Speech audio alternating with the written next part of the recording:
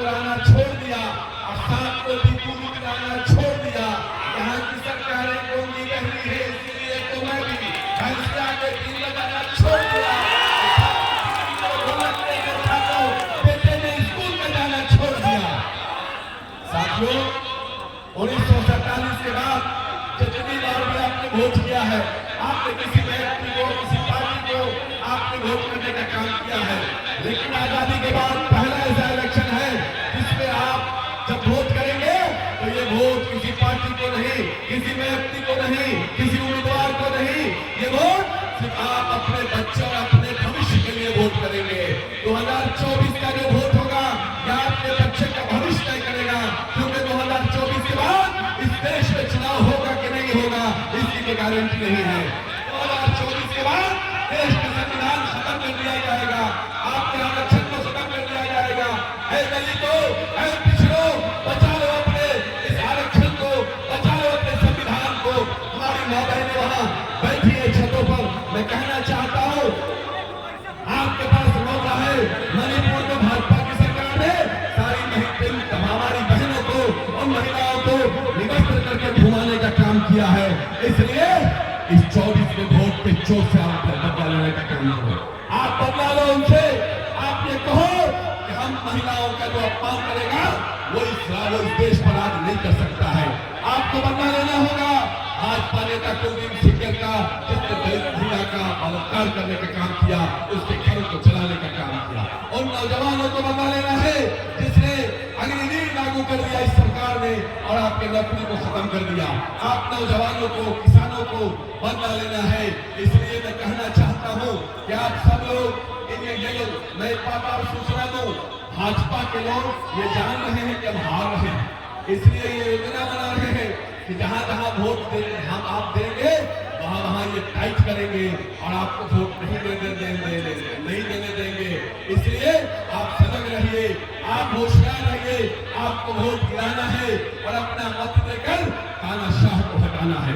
आपके सामने प्रोफेसर मनोज झा जी ने सारी बातों को कह दिया है और आप समझ गए होंगे।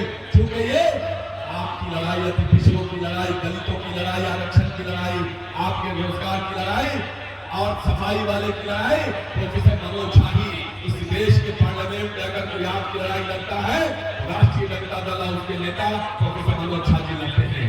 इसलिए आपको आरक्षण बचाने के लिए वोट करना है।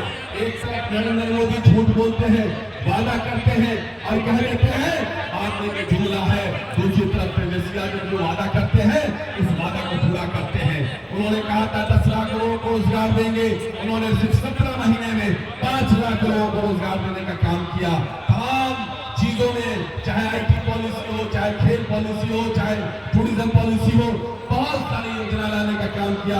समय का नाम हमारी बहन उर्मिला जी ने भी आपको बताया है, इसलिए तमाम साथियों ने आपको बताने का काम किया है।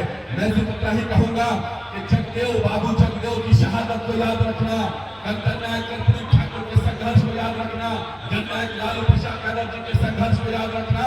एक बात याद रखना, लालू प्रसाद यादव जी ने अपनी किडनी को बदलवा दिया लेकिन विचारधारा नहीं बदला। याद रखना इस बात को। अपने वोट देने से पहले इस देश का मात्र ऐसा नेता लालू प्रसाद यादव है जिसने अपने किडनी को बदलवा लिया लेकिन अपने पिछड़ों, दलितों के लिए अपने विचारधारा को नहीं बदला, अकलियतों के लिए अपने विचारधारा को नहीं बदला। अगर लालू जी ने अपने विचारधारा को बदल लेते, भाजपा से हाथ मिला लेते तो उनको किडनी बदलवाने की जरूरत नहीं पड़ती। इस बात को याद रखना। जो लोग आपको सपना दिखा रहे हैं उनके सपने में नहीं आना है। ये सरकार जा रही है, तानाशाही जा रही है। और आपको मैं बता दूं, बहुत तेजी में वायरल हो रहा है, इन लोगों ने मनुस्मृति लागू करने का नया संविधान बना लिया है। बाबा साहब भीमराव अम्बेडकर के संविधान को ये लोग कचरा कह रहे हैं। ये कह रहे हैं कि मेरी सरकार आएगी पूरे बहुमत के साथ तो हम संविधान को बदलेंगे, संविधान में जो कचरा है उसको निकालेंगे। कचरा किसको कह रहे हैं? आपके दिए हुए आरक्षण को कह रहे हैं, आप दलितों पिछड़ों के दिए हुए अधिकार को जो कचरा कह रहे हैं, आपके वोट के अधिकार को कचरा कह रहे हैं। इसलिए सारी जाति पाति से ऊपर उठ करके देश को बचाने के लिए, संविधान को बचाने के लिए, लोकतंत्र को बचाने के लिए, आरक्षण को बचाने के लिए आप वोट कीजिए। अपने बच्चे के भविष्य को बचाने के लिए वोट कीजिए। बहुत बहुत धन्यवाद। इंकलाब जिंदाबाद। तेजस्वी यादव जिंदाबाद, राहुल गांधी